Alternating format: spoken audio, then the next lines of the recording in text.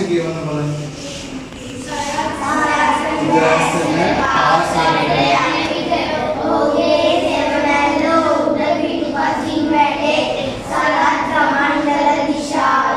දැන් මේ අඳන තියෙන රූපය අනුව ඔයාට හිතෙන්න පුළුවන් පුතේ මේ සරත්යට උතුරු පැත්තට කියලා. එහෙම කතාවක් අපිට ගන්න බෑ. මොකද මේ රූපයක් යන්න බලියට මේ රූපය ඇතුලේ ඔයාට දිශාවක් දීලා තියෙනවද? දීලා තියෙනවද? නෑ. එතකොට පුතේ මේ උඩට යනවා කියවම මම උතුර කියලා ලියන්න එපා.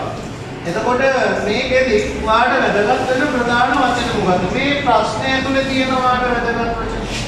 අවුද? උදෑසන. මම කියලා තියෙනවා උඩ ගණන් වල කිව්වා, ගිය සති වල කිව්වා.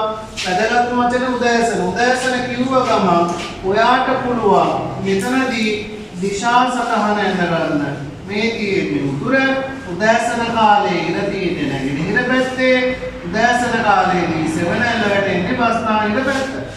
එතකොට මැත්තට දානවා කාවද? සරත්ව දානවා. දැන් මේ සරත් උදෑසන පාසලට යන විට යා මෙහෙම යනවා ඒක හරි. හැබැයි ඔහුගේ සෙවණැල්ල ඔහුට පිටුපසින් වැටුණි.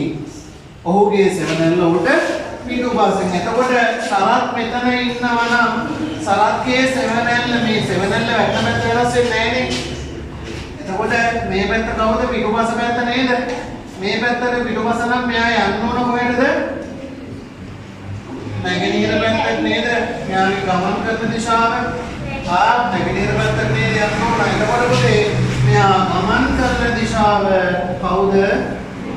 නැගෙනහිර. ඔයාලා නිකමට කියන්න පුළුවන් මේ රූපයේ ඇසුරේ මේ රූපේ ඉර තියෙන මොන පැත්තද කියලා. ඉර තියෙන මොන පැත්ත? මෙයා යන්නේ නැගෙනහිරට නේද? මෙයා යනවා නම් නැගෙනහිර පැත්තට ඉර මේ පැත්තේ නේද තියෙන්නේ එතකොට.